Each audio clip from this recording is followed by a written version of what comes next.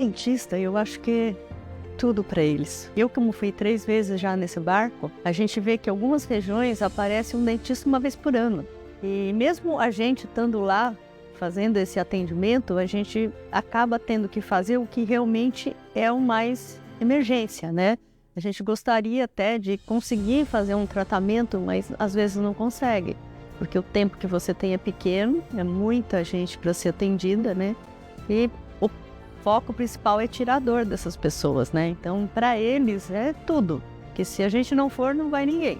Não só o odonto, né? O barco tem toda a estrutura de cirurgias, de oftalmo, de ginecologista. O último barco que eu fui, eles fizeram 39 cirurgias. Então, assim, essas pessoas iam ter que ficar 2, 3 anos numa fila de espera no SUS para conseguir fazer essas cirurgias. Então, assim, para mim, tudo lá é importante. Faça a sua doação e esteja conosco a serviço da vida. Eu quero fazer um convite para agradecer a Deus pelo dom da sua vida através da oração do Santo Terço. Nós vamos rezar nesta sexta-feira às 6 da tarde, contemplando os mistérios dolorosos. É aqui, na Rede Vida, o canal da família.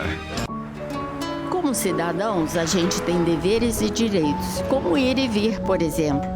Na época das eleições, é nosso direito ter acessibilidade no local de votação.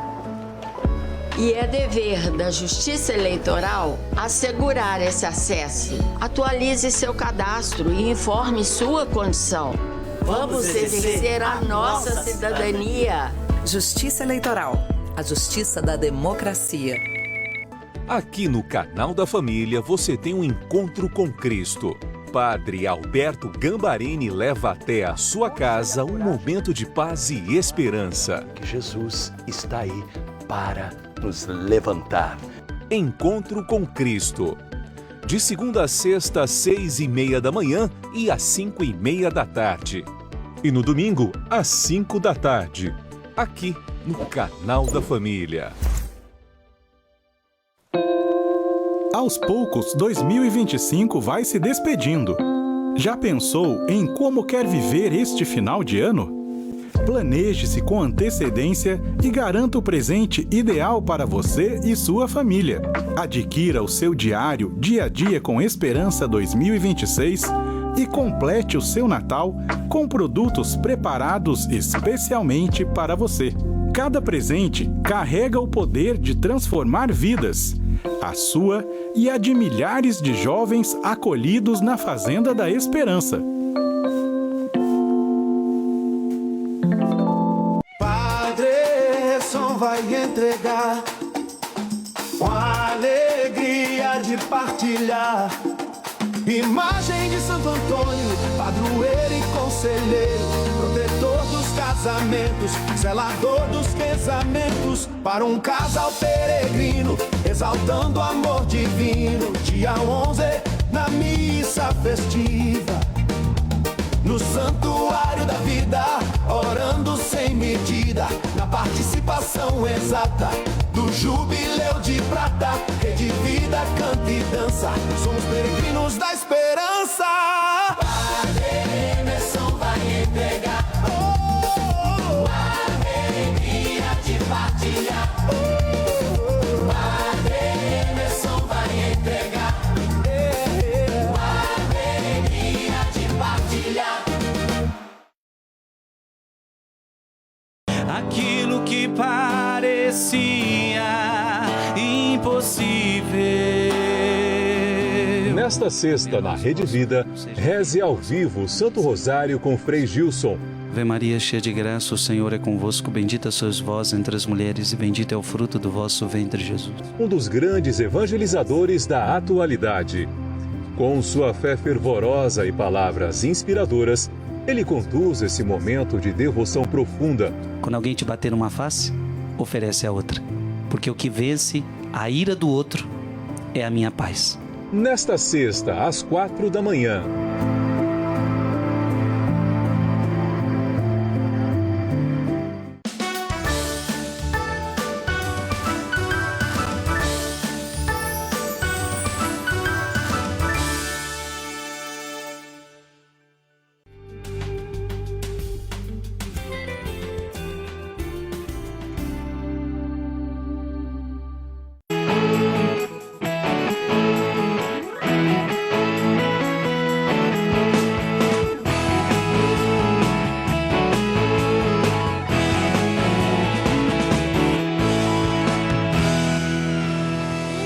boa tarde, meus amores. Até que enfim, sexta-feira, né? Semana passa tão rapidinho e de repente a gente já tem aí o final de semana para descansar. E eu espero que seja uma sexta-feira maravilhosa e que você possa aproveitar o que está vindo pela frente, tá? Mas lembre-se, a gente precisa sempre confiar em Deus e buscar viver em Deus. Porque quando a gente vive nele, a gente experimenta o melhor que ele tem para as nossas vidas. Eu sempre lembro a vocês que eu comprovo aqui todos os dias que os sonhos de Deus são maiores que os nossos. Creia nisso e busque enquanto você pode achar. Eu tenho aqui uma palavra muito linda para compartilhar com você. Quero que você preste atenção na nossa palavra do dia.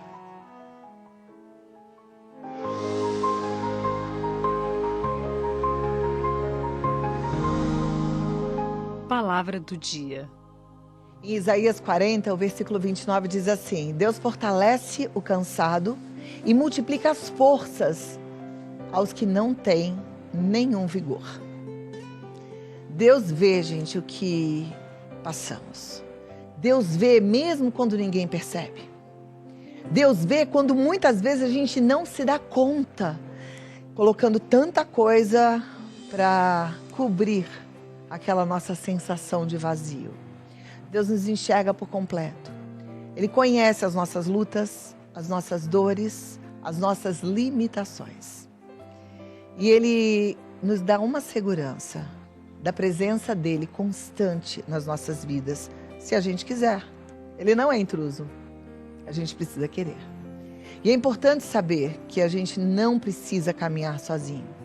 Em meio às dificuldades, em dias difíceis, Deus caminha conosco. É Ele que nos sustenta com amor e com cuidado. Força e renovação vem dEle. Quando a gente acha que não vai ter nada mais a fazer, que não tem mais força, que não tem mais vigor, que não tem mais como levantar, é Ele que vai e nos renova. Ele usa pessoas à nossa volta como instrumentos dEle, para dar aquela sacudida, para transformar o cansaço em coragem, a fraqueza em fé, para recomeçar. Deus é o Deus do impossível. Ele nos capacita para todas as possibilidades. A gente precisa usar a inteligência que foi dada por Ele para que a gente construa uma vida cada vez melhor. Tá bom? Presta atenção nisso. A gente vai falar sobre a dificuldade de realizar tarefas no dia a dia para quem está já numa fase mais madura e sente cansaço, dor para subir escada, para fazer uma caminhada, para fazer um movimento. Não perca, porque hoje é o nosso tema, tá? Mobilidade e bem-estar. Tem mais, na culinária, uma sobremesa muito deliciosa, muito cheirosa e sem erro, viu, gente? É uma massa crocante, por fora ela é bem croque-croque, por dentro ela é bem macia, uma torta de maçã. Tem também um episódio da nossa série De Olho no Bolso, e hoje é dia de encarar as despesas e descobrir como organizar melhor os gastos para fazer o dinheiro render.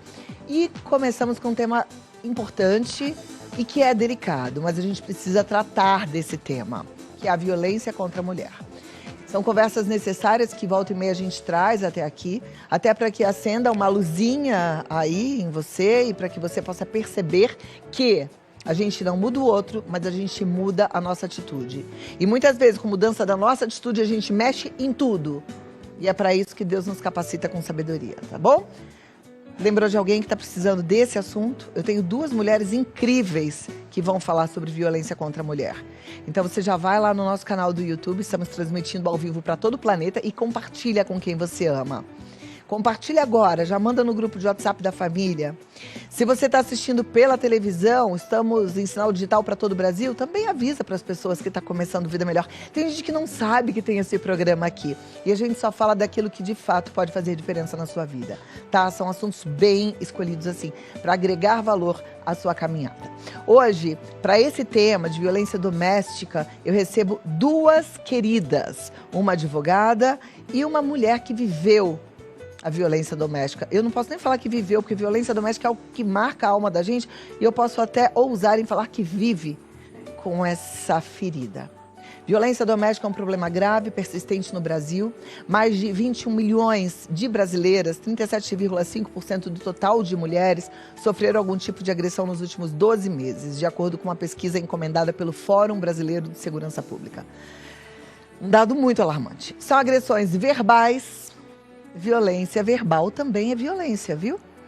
Agressões físicas, agressões de ordem financeira, estupro pelo próprio companheiro e muitos outros tipos de violências.